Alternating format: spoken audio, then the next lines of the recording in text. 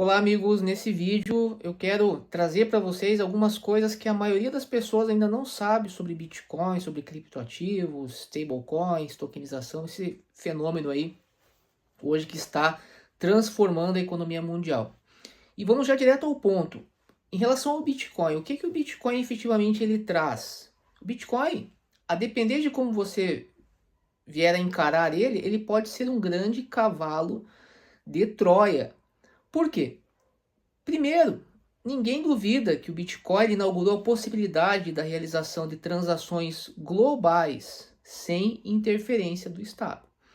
Porém, quando ele traz essa possibilidade de você realizar transações globais sem interferência do Estado, ele também traz a possibilidade de um controle global sobre as transações financeiras.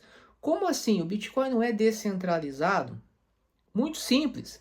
Basta a mera identificação de um titular de uma chave privada que controle efetivamente um endereço na rede Bitcoin, para que eu possa ter o controle sobre todas as transações que esse usuário vem estar fazendo.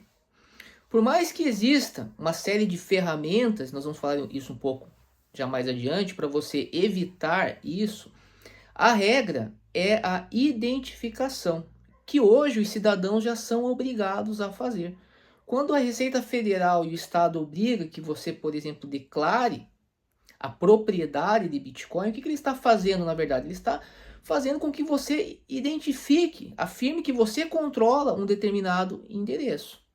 E como todas as transações elas ficam na blockchain, uma blockchain global, todos podem ter acesso.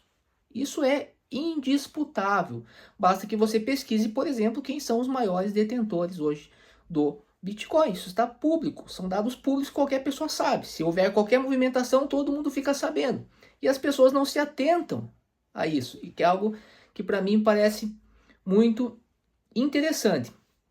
Tirando o Bitcoin, nós temos os chamados tokens, que hoje também permeiam aí essa nova economia que nós chamamos de economia tokenizada. O presidente, ex-presidente do Banco Central, gostava de afirmar que nós estamos migrando para uma economia tokenizada. Quando nós falamos sobre tokens, e os tokens eles estão... O que é token, basicamente? A DREX, as stablecoins. Esses tokens eles são criados por smart contracts. Os smart contracts eles não apenas criam os tokens, mas eles têm total controle sobre como esse token pode ou não ser gasto. Eu vou te dar um exemplo.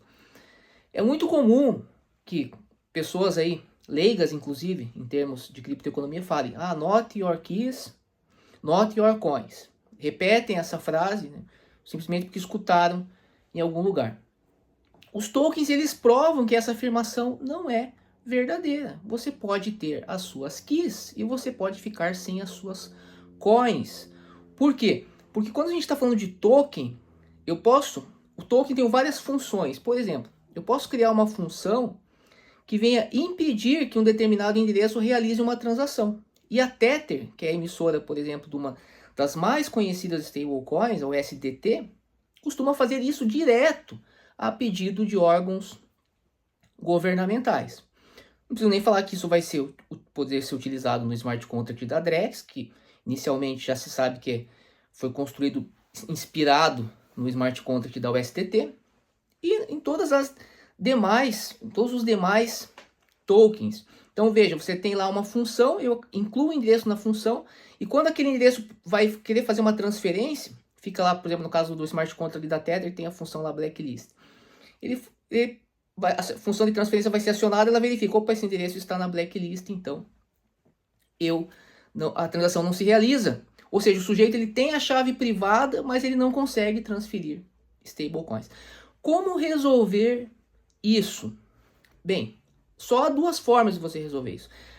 Uma jurídica e uma técnica. A jurídica é uma tese que eu desenvolvi, que ninguém deveria ser obrigado a declarar Bitcoin, justamente porque, no meu entendimento, ainda vou fundamentar isso melhor em artigos, ninguém é efetivamente proprietário de Bitcoin. Ninguém é juridicamente proprietário. Então, como ninguém é proprietário, ninguém deveria declarar. Sem contar esses grandes riscos à privacidade que surgem quando você tem que declarar que você controla um determinado endereço. Esse é um ponto. O segundo ponto é o cidadão ter acesso a conhecimentos especializados de programação. Se você não tiver conhecimentos especializados em programação, de modo a saber utilizar ferramentas de anonimização, por exemplo, para operar no DeFi, você estará sujeito a esse controle, que já está acontecendo. E nós sabemos que qual que é a tendência hoje? Hoje a tendência maior é as pessoas utilizarem, por exemplo, corretoras centralizadas. E já quem usa autocustódia não sabe programar, não tem conhecimentos técnicos, e aí fica também vulnerável.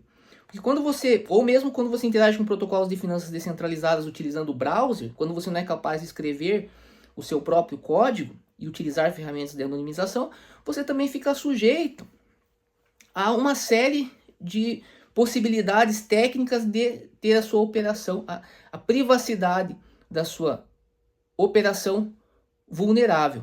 Então, caso você tenha interesse em entender melhor esse mercado, entender melhor aspectos jurídicos e aspectos técnicos, ou seja, aprender realmente a criar seus códigos, a interagir direto com os smart contracts de modo a evitar esse controle, quero fazer um convite para você conhecer o nosso curso Programação DeFi mais Direito Aplicado às Stablecoins, que é um curso que, na verdade, abrange toda a parte jurídica dos criptoativos, tanto o Brasil quanto a União Europeia, onde nós vamos aprender as ferramentas para estarmos aí seguros em relação a esses mecanismos de duvidosa constitucionalidade, de controle social. Essa questão é muito importante, é uma questão técnica e precisamos discutir, tá? Deixa a sua opinião e o que você acha sobre isso. Veja que essa questão do controle social independe do Bitcoin ser ou não descentralizado. Basta que eu seja obrigado a revelar, por exemplo, quem que é o titular de um determinado endereço. Isso não deveria acontecer, porque